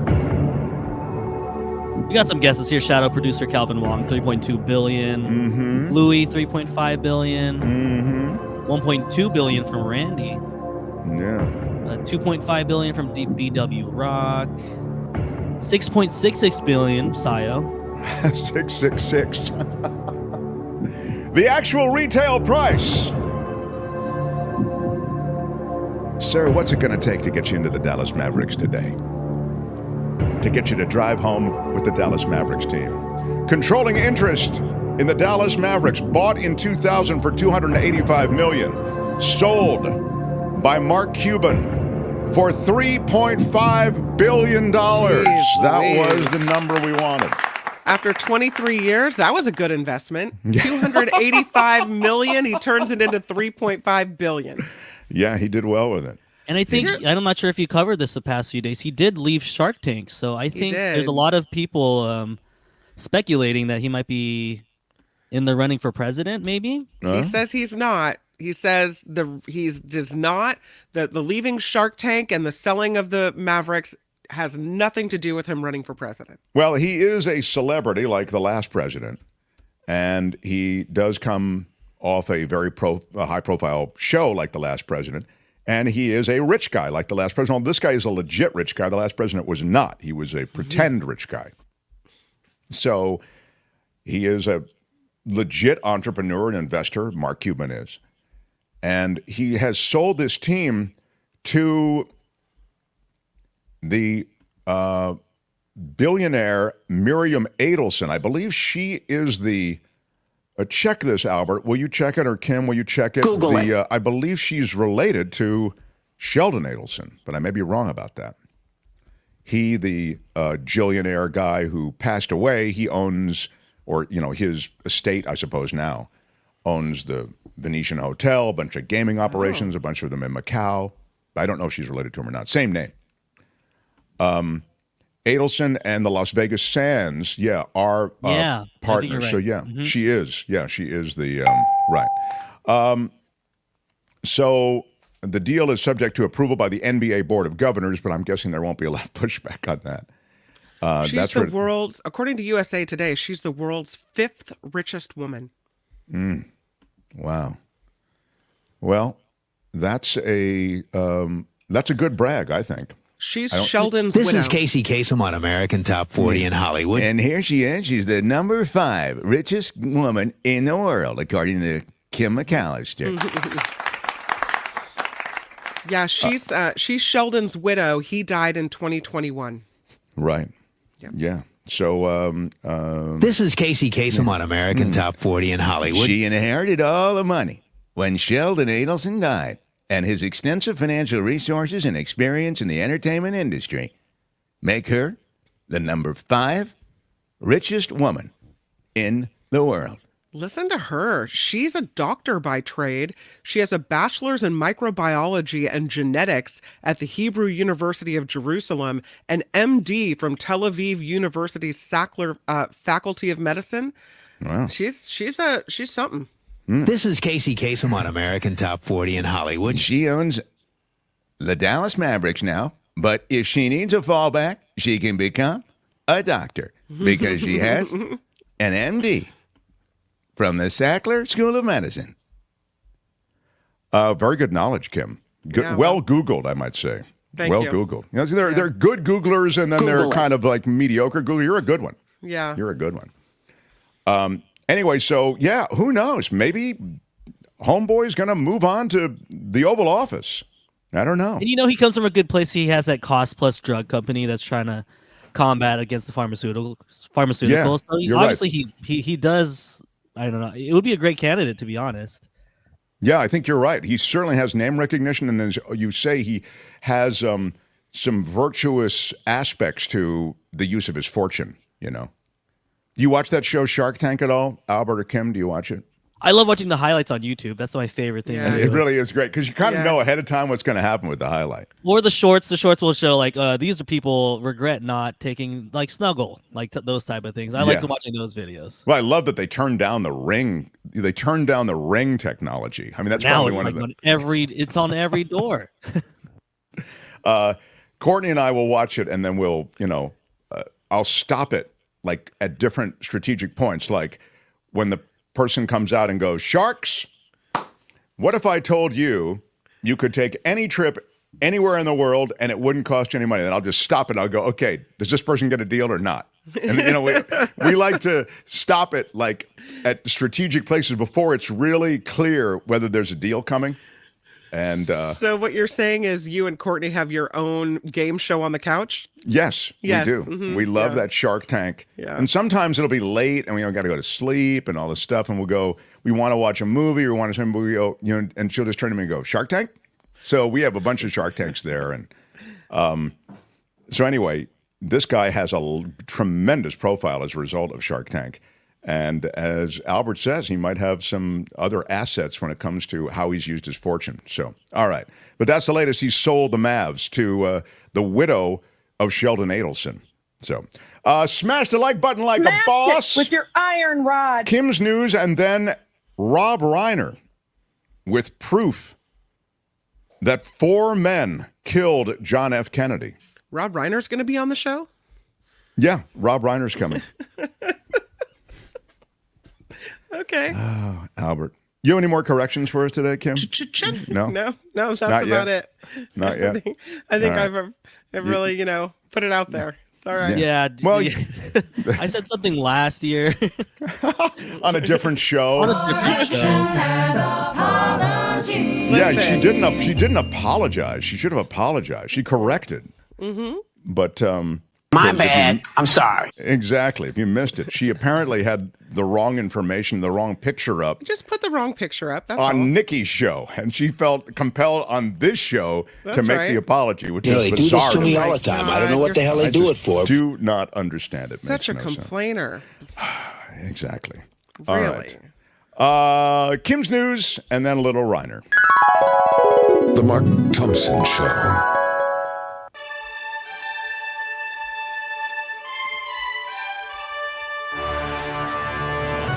On the Mark Thompson Show, I'm Kim McAllister. 2 Israeli-Russian hostages released by Hamas as part of the militant group's truce deal with Israel. 8 additional hostages expected to be freed by Hamas today. This as the temporary ceasefire between the two sides is set to expire today. As mentioned earlier, former First Lady Rosalind Carter was laid to rest in her hometown of Plains, Georgia today during a private funeral held this morning at Marantha Baptist Church. Well, right following, there was a private burial ceremony. Public service in Atlanta brought dignitaries out to pay their respects yesterday. Former House Speaker Kevin McCarthy says he doesn't criticize Donald Trump on TV because it drives the former president crazy. That's what McCarthy said during an interview with the New York Times. McCarthy said he doesn't think it's right to criticize Trump publicly. There is a new poll showing the number of college students experiencing or seeing anti-Semitism is up this academic year. This poll by the Jewish-led Anti-Defamation League and Hillel International found nearly 3 in 4 Jewish students and 44% of non-Jewish students saw or experienced anti-Jewish ideas since the start of the 2023-24 school year. In 2021, only about a third of students witnessed or experienced anti-Semitism. Sadly, according to CDC data, suicide deaths are at a record high. More people died by suicide in 2022 than any other year on record since at least 1941. While the newest data shows an improvement in rates among children and teens, rates for all other age groups sadly went up. Man. Well, if you've driven on Interstate 80 between Sacramento and Davis, you know it can be pretty busy during rush hour. Caltrans says they can fix that, but the proposal comes with a big price tag. As always, just under $500 million this time. Caltrans heard public comment last night on the plan going from West El Camino to the Solano-Yolo County line. Their project manager says the plan is to add managed lanes That means express toll lanes that you got to pay up to use. HOV lanes or carpool lanes. Some express concerns that working class people can't afford the tolls, so it would only benefit the rich. The lengthy construction time, which would take 3 years starting at the end of next year. A more detailed information about this project can be found on the Caltrans website. They have a survey for public comment. That would be interesting to read. Yeah, I'll bet. Yeah, you want to talk about a rough comment section. Yeah. Man. The judge in Elon Musk's lawsuit against Media Matters is recusing himself from the case. Judge Mark Pittman didn't give a reason for the recusal. Musk suing the media watchdog for defamation, alleging it defamed his social media platform X. Meta is offering more details now about its advertising policies for the coming election cycle. The Facebook and Instagram parent will require advertisers to disclose whether or not they used artificial intelligence to create or alter a political or social issue ad. Also, new political ads will be blocked during the final week of U.S. elections. Apple is looking to end its credit card arrangement with Goldman Sachs. The plan, wind down that partnership in the next 12 to 15 months. If it happens, the breakup would also affect Apple's savings accounts. Didn't this just start? Now they're looking to end it already? I don't know. That's kind of wild. Was that not very successful? I don't know. They're looking to get rid of it. So, okay, I guess it's done. They're done. Credit card sounded like a good idea. Now it doesn't. Nope. Google Maps is getting a little bit of heat for guiding travelers down a desert road to nowhere. Drivers heading back to Los Angeles from Las Vegas earlier this month attempted to bypass a dust storm in the Mojave Desert. Shelby Easler and her family returning from the Formula One race in Vegas. They relied on Google Maps to help them. Unfamiliar with the I-15, Easler took Google's suggested time saver. Before long, she and a dozen other travelers were on an unforgiving dirt road in the desert.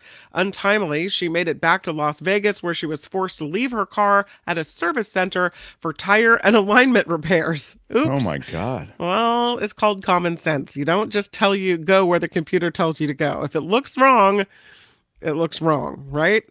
All right, I guess. Yeah. Sometimes, though, it looks wrong and then it's right. All right. Okay, fine. Maybe not. The city of San Ramon in the East Bay is joining other East Bay cities by passing a firearms storage ordinance this week. Under this new ordinance, anyone who owns a gun has to lock it up, or they could face fines or possible misdemeanor citations. The San Ramon city attorney says the ordinance requires guns or rifles to be locked in an approved safe and have a trigger lock. The first violation comes with a $100 fine. It increases with each additional violation. Gun owners with 3 violations in a year could be charged with a misdemeanor and additional fines. The ordinance goes into effect in 30 days, and also it will be the subject of a lawsuit because that always happens. So, yeah. As mentioned earlier, California is headed back to the national spotlight. Governor Gavin Newsom taking the debate stage in Georgia tomorrow, facing off against Florida Governor Ron DeSantis in a 90-minute showdown about the economy, immigration, and crime. Also, abortion on the list of topics.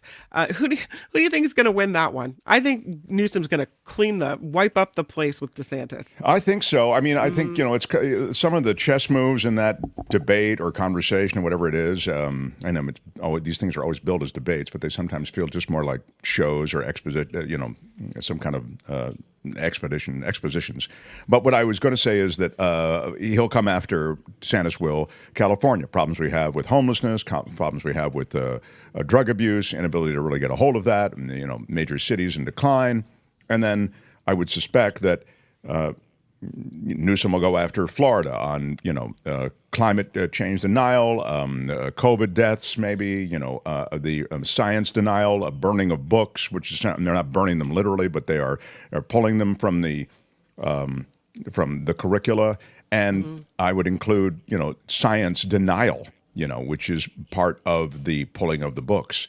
So, and then DeSantis is going to go after, you're grooming our kids with all this sexualized, it's the moves are sort of predictable, but I would agree the guy who's in command of the information, and it was probably the better governor, I would suggest as well. I mean, I understand that Newsom isn't perfect, and Newsom may be in the pocket of PG&E and other big interests. I mean, I would think medical, healthcare industry comes to mind.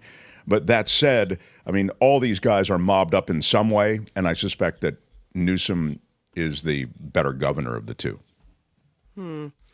Sports story, since you guys are all sports heavy today. Let me tell you that Oakland, the city of Oakland, may be getting a new professional baseball team. The Oakland Ballers will debut in the spring. They'll join the Pioneer Baseball League that has 12 teams playing a 96-game season from May to September. And this is their new hoax. The co-founder says community leaders and a group of A's fans are joining forces to steal back the city's baseball legacy. The news follows that Major League Baseball owners approving the Oakland A's move to Las Vegas. So instead of the Oakland A's, we'll get the Oakland Bees, the Oakland Ballers. This report is crowd-sponsored, which means we do rely on you. You can find more about The Mark Thompson Show at themarkthompsonshow.com. Don't forget themarkthompsonshow.com, the Patreon link, the PayPal link. It's all there for you to check out. I'm Kim McAllister. This is The Mark Thompson Show. Oh, yeah.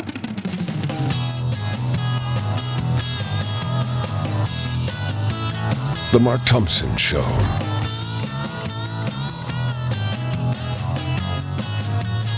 Who's Mark Thompson?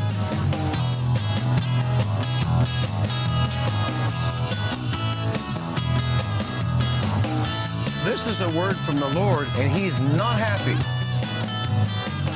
Can you let him finish, sir? Come on, party people. We are finishing up our show for today, and I'm looking forward to the After Party Live, which is a show that Kim does with John Daly. And I'm looking forward to seeing how she corrects herself from this show on that show. Dear Lord. I wonder if we could recognize a couple of new Patreon members. That's right. How about Sean, who just became a $10 member? Sean, brand new. Welcome to the Patreon family and to the family of community that is supporting this show. Really, Welcome, really Sean. cool. Sean. And he spells it like Sean Connery, you know. S-E-A-N? S-E-A-N. There's also the S-H-W-N, like Sean White spells it that way, and the snowboarder. And how about Nicole, everybody? Nicole from Fantasy Cakes. Come on. Oh, Fantasy Cakes. Yeah. Nice. Big shout out. Big shout out. Big shout out to Nicole and to Sean Big shout out. for Thanks, becoming new Patreon members. And now I put my credibility glasses on to see that Eric Jew, or is it you? How would you say it? I'd say Jew. Eric Jew. Jew. Eric, you. Yeah. Eric. Eric for a 20. How about it? Big shout Big out. shout Awesome. out. And thank you so much, Eric. Thank you so much. I really very much appreciate it. Eric is, this is not his first time into the chat with support. So thank you very much. Big shout out. Big shout out. So Nicole, Sean, Eric, everybody who's contributed and helped us along. And again, you can, if you want to support the show on an ongoing basis, it's themarkthompsonshow.com, as Kim was saying. Click the Patreon or PayPal links, and you can go from there. And, yeah, good times. I do want to give you a little, before I get to Law and Disorder, Albert, do you have the thing I sent you from the Coachella Valley coffee dance that Steven does? He sent us an email about or maybe you have it, Kim? I have a picture from that. Yeah, I think picture, that's exactly. If yep. you have the picture, I will fill in the rest.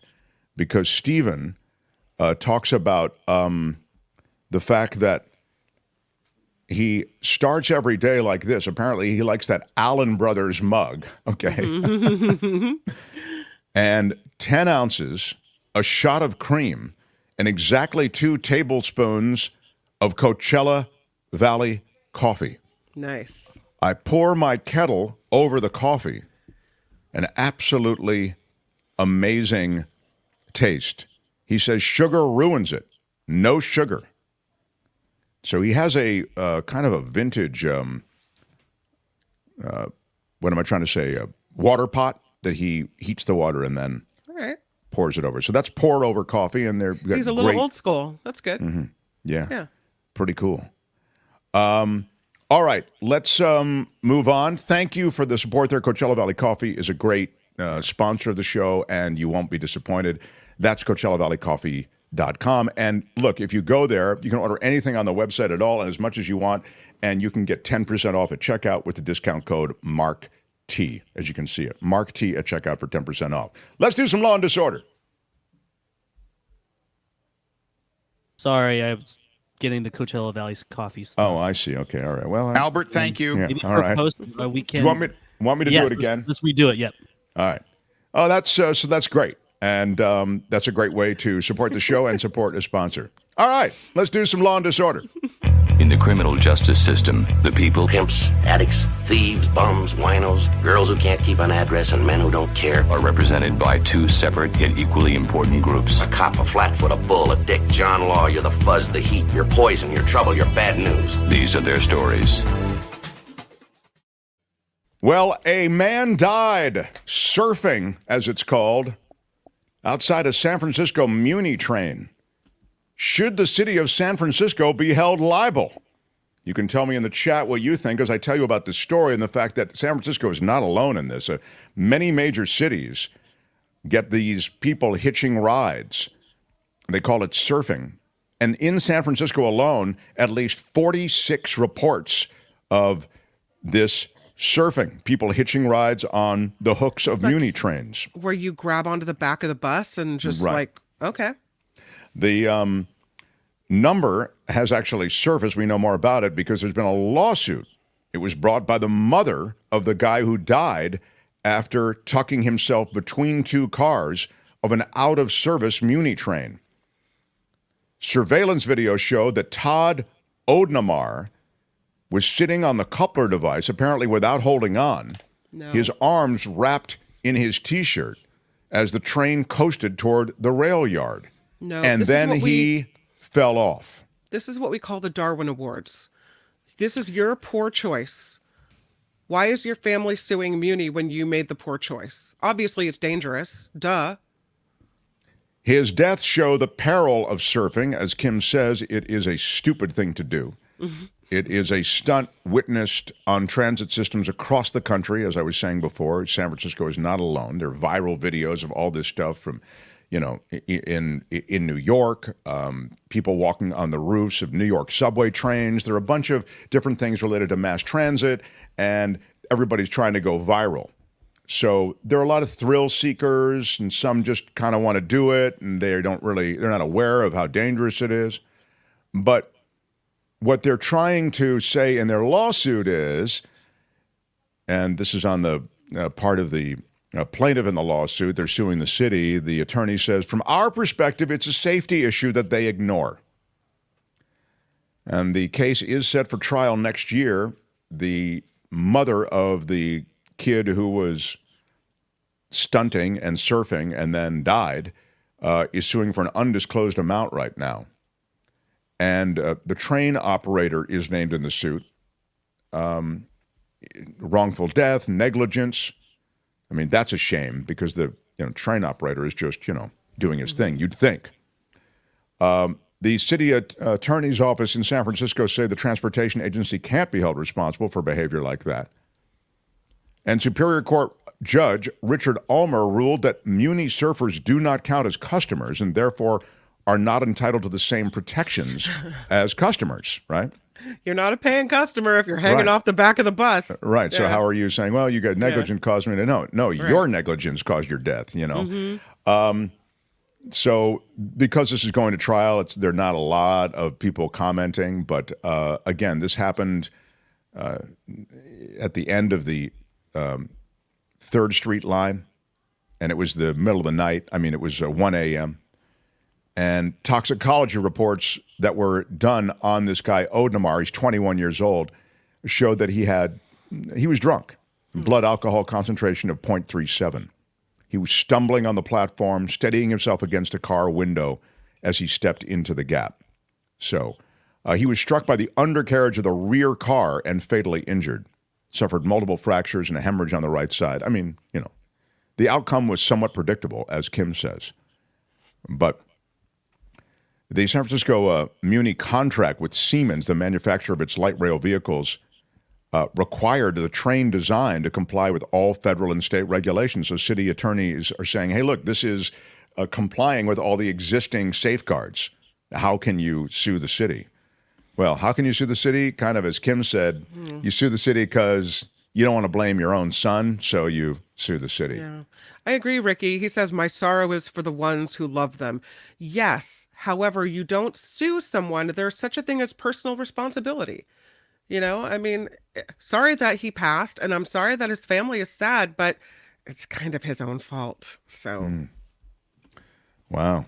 Sorry if that hurts. Kim's tough that way, huh? That's Law and Disorder for today. Tune in again next time for more Law and Disorder on The Mark Thompson Show. All right, that's it. Let's roll. Hey, let's be careful out there.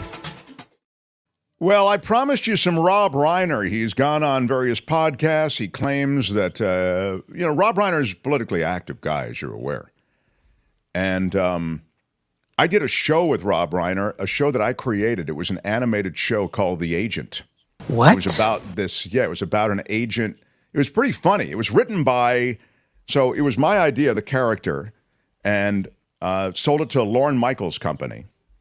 And I've forgotten. I'm just kind of thinking. Do you know who I am? Yes, I'm kind of a big deal. I'm just saying that. So Rob was the voice of the agent. Actually, we had two voices of the agent. The first voice of the agent was Mark Hamill, the guy who was, Luke Skywalker, right? And then the second voice of the agent was Rob Reiner, because we did a rewrite on it and all this kind of thing.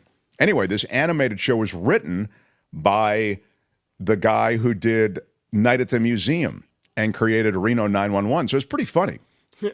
And I remember this is the political part of Rob Reiner. So we're waiting at a table read where we're kind of like, you make notes and like maybe change this line, change that line. It's a very small table read. And he's not there. 20 minutes goes by, half hour goes by, and then we're told that he's in the hallway down, on the phone. And he comes in and he goes, I'm so sorry. I just got off the phone with Al Gore, and we're trying to figure out. So that's how long ago it was. Al Gore was still relevant. But that's how tied into politics Rob Reiner has been for a long time, and that's how mobbed up he is, right? So now he's making a point of stopping at these podcasts and talking about the JFK assassination. He says he has proof that there were 4 people who were involved in the assassination of JFK.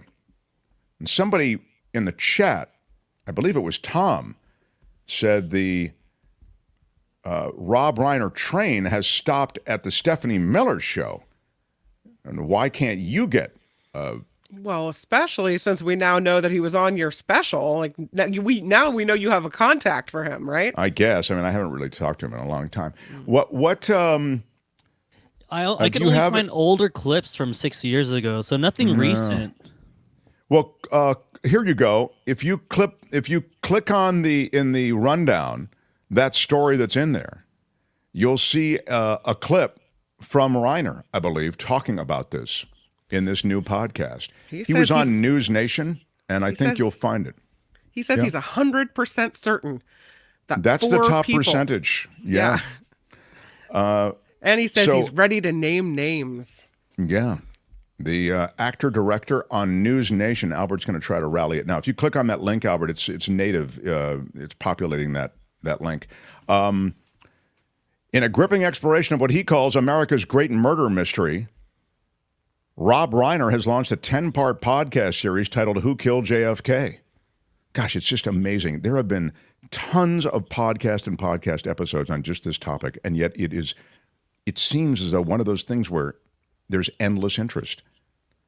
He claims he has proof, as Kim says, that 4 men were involved in Kennedy's assassination. Here's a little bit of Rob Reiner on News Nation. About that fateful day in Dallas, wanting to uncover the conspiracy confirmed by the government decades ago. The assassination of President John F. Kennedy is the greatest murder mystery in American history. I was 16 years old when it happened, and it has never left me. That right there was Rob Reiner, the legendary actor and director behind some of our most beloved movies like When Harry Met Sally and The Princess Bride. He's now tackling the JFK assassination. His new podcast, Who Killed JFK, with journalist Soledad O'Brien, aims to reveal the truth surrounding the death of President Kennedy. The 10-part series is currently underway. And Okay, Reiner, stop. I don't need this. She's not giving me any of that. So Reiner says essentially that there was a conspiracy. It included the CIA and government officials, including then Vice President Lyndon Johnson.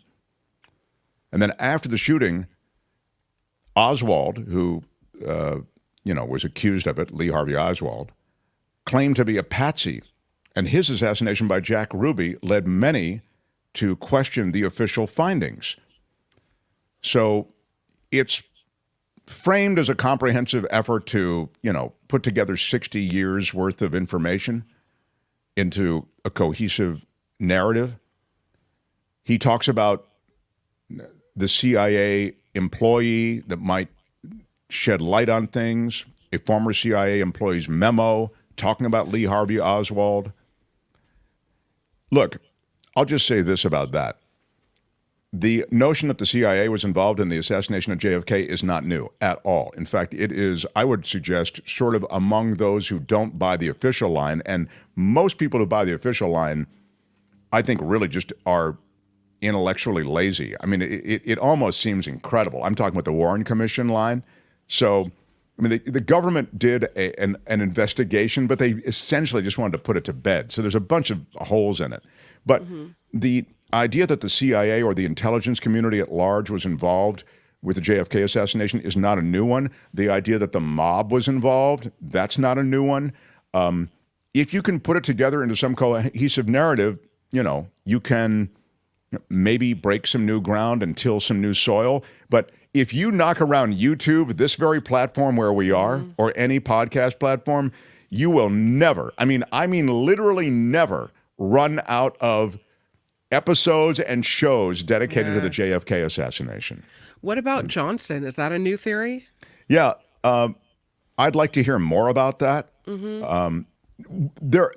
I would respectfully suggest there are no new theories, but if you can stitch together the old series of theories in a new narrative, then maybe it all will cohesively make sense. But the idea somehow that it's the intelligence community in conjunction with the mob, in conjunction with LBJ, maybe. JFK definitely was not a fan of the intelligence community, and the intelligence community was not a fan of JFK. And he also ran afoul of the mob. So there's that as well.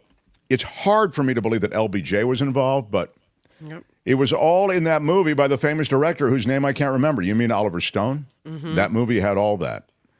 Yeah. The Oliver Stone movie did a huge amalgamation of all of those various theories that we just talked about. Amalgamation is a ding word. Because it was the lawyer in New Orleans, wasn't it? Who was it? Harrison? The lawyer? Google it. Yeah, I believe it was Harrison. Anyway, who put it all together. And look, it definitely didn't go down the way the Warren Commission said, but I don't know, this is provocative. But Rob Reiner, I mean, is that why he's coming out with this? Because it's provocative and, he can make a news headline? Because he doesn't seem like that kind of guy.